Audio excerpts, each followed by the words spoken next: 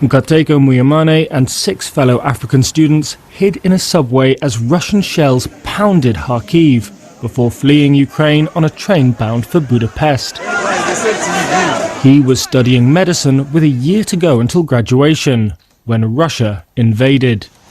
Now the 24-year-old is back in Johannesburg.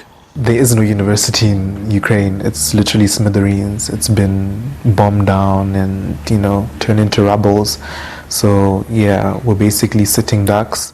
Muyamane is among tens of thousands of African students whose studies were upended by the conflict.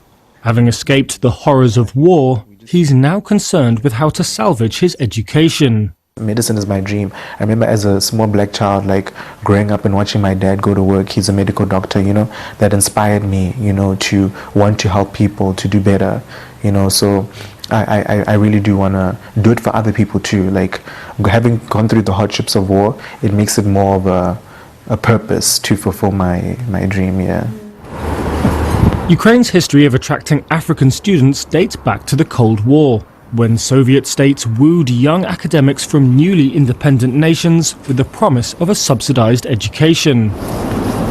More recently, the country has offered world-class educational facilities at a fraction of the cost of Western universities.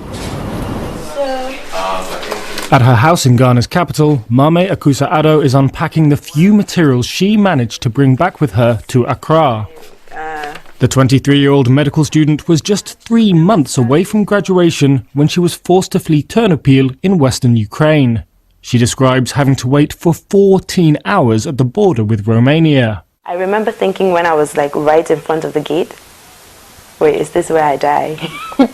Because I didn't have any more energy and I was literally about to pass out.